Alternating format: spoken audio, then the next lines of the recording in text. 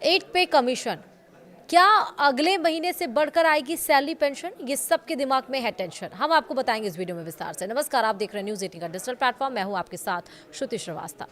केंद्रीय कर्मचारियों और पेंशन भोगियों के गलियारों में इन दिनों बस एक ही चर्चा सबसे ज्यादा गर्म है, 8वां वेतन आयोग यानी कि 8th पे कमीशन।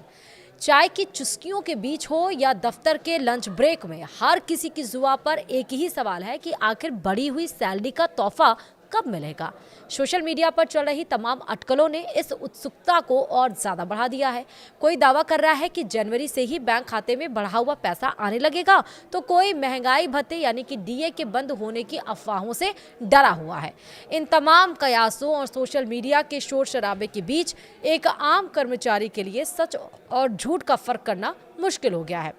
आपकी इसी उलझन को सुलझाने और 8वें वेतन आयोग से जुड़े हर छोटे बड़े अपडेट को विस्तार से समझाने के लिए हम यहाँ स्थिति पूरी तरह से साफ कर रहे हैं। जी हाँ, रिपोर्ट्स और जानकारों के मुताबिक अगर सरकार 8वें वेतन आयोग की सिफारिशों को मान लेती है तो तकनीकी रूप से नई सैलरी स्ट्रक्चर 1 जनवरी 2026 से लागू हो सकती है।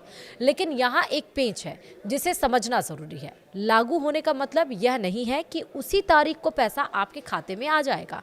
वेतन आयोग को अपनी विस्तृत रिपोर्ट तैयार करने, विसंगतियों को दूर करने और फाइनल ड्राफ्ट सौंपने में लगभग 18 महीने का वक्त लगता है। इस रिपोर्ट के आने के बाद सरकार उसे कैबिनेट से मंजूरी देती है। इसका सीधा मतलब है कि कर्मचारियों को थोड़ा धैर्य रखना होगा। जनवरी 2026 से बढ़ी हुई सैलरी का नियम तो लागू हो जाएगा, लेकिन नगद भुगतान प्रक्रिया पूरी होने और रिपोर्ट स्वीकार होने के बाद ही शुरू होगा। हालांकि अच्छी बात यह है कि इस देरी के बदले में आपको एरियर के रूप में एक मुश्त मोटी रकम मिलेगी। सोशल मीडिया पर एक डर फैलाया जा रहा है कि नया वेतन आयोग आते ही महंगाई भत्ता और मकान किराया भत्ता बंद हो जाएगा या फिर डीए को बेसिक सैलरी में मर्ज कर दिया जाएगा। सरकार ने इन चर्चाओं पर पूर्ण विराम लगा दिया है। सरकारी रुख से यह स्पष्ट है कि भत्तों को बंद करने का कोई प्रस्ताव नहीं है और ना ही ऐसी कोई योजना है।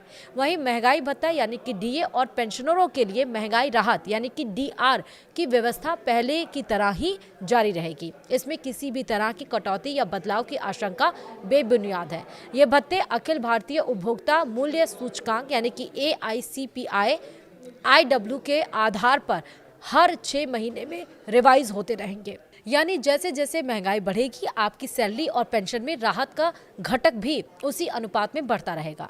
अब बात करते हैं उस मुद्दे की जो सबसे ज्यादा सुकून देने वाला है। आखिर सैलरी बढ़ेगी कितनी? वेतन आयोग की सिफारिशों में फिटमेंट फैक्टर सबसे अहम भूमिका निभाता है।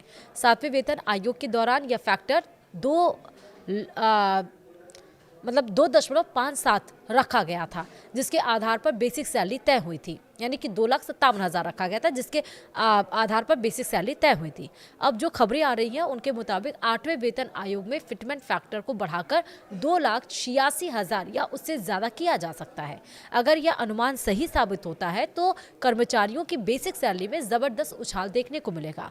पुराने ट्रेंड्स और मौजूदा आर्थिक हालातों को देखते हुए यह माना जा रहा है कि देश के लगभग 50 लाख केंद्रीय कर्मचारियों और 65 लाख पेंशनरों की आय में 30% से 34% तक की बढ़ोतरी हो सकती है।